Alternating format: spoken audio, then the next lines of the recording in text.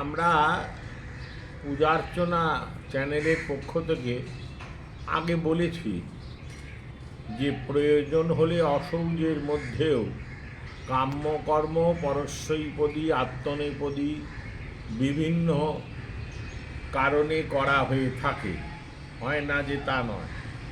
আত্মনেপদীর উদাহরণ হচ্ছে অশৌচান্ত দ্বিতীয় দিবসে যখন অঙ্গ প্রায়শ্চিত্ত করা হয়। অঙ্গ প্রায়শ্চিত্ত পঞ্চসোনা জনিত যে পাপক্ষয়,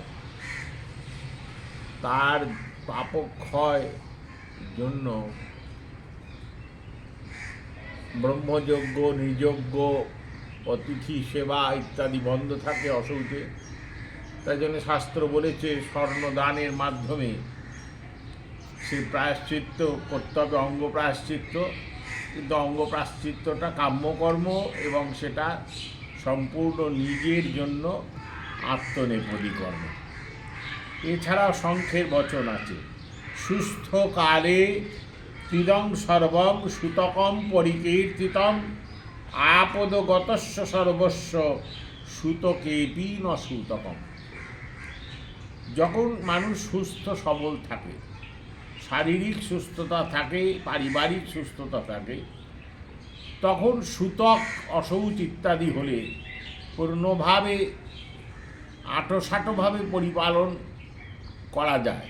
কিন্তু তার মধ্যে যদি আপদগতস্য সর্বস্ব সুতকেপি ন সুতকম, কোনোভাবে আপদ বা বিপদ সংকট চলে আসে, তখন কিন্তু অশৌচকে লঙ্ঘন করেও অশৌচের মধ্যেও কাম্যকর্ম করা যায়। যেমন মনে করুন, কোনো ব্যক্তির মৃত্যু আসন্ন হয়ে গেল বা শরীরে মহাব্যাধি প্রবিষ্ট হলো, তখন মহামৃত্যুঞ্জয় জপ পাঠ ইত্যাদি স্বরূপ যে কাম্যকর্ম, তা বৎসরকাল দেহাশৌচ থাকলেও তার নাম গোত্র নিয়ে বা তাকে বসিয়েও সংকল্প করে করা যায়।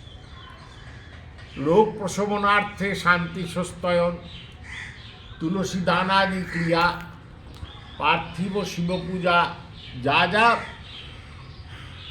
ব্যাপার শাস্ত্রে বর্ণিত হয়েছে, তা আপদগতস্য, আপদ যদি আগত হয়, সংকট যদি আগত হয়, তাহলেও সুতকেপি ন সুতক, সুতক থাকলেও সেটা সুতক বলে গ্রাহ্য হয় না। আর সুস্থকালে যখন এগুলো যতক্ষণ না থাকে, ততক্ষণ অশৌচকে পূর্ণভাবে পালন করা যায়। মোটের ওপর এই একই কথা, মানুষের জন্যই শাস্ত্র, মানুষের কল্যাণই শাস্ত্র। যদি প্রয়োজন হয় শাস্ত্রকে পরিমার্জন, পরিবর্ধন, পরিসংশোধন, পরিযোজন সব কিছু করা যায় মানব কল্যাণের জন্য। মানব কল্যাণে যদি না নিযুক্ত হয়, শাস্ত্র নিরর্থক হয়ে যায়, পুঁথি মাত্র হয়। জয় গুরু, জয় শ্রী সীতারাম।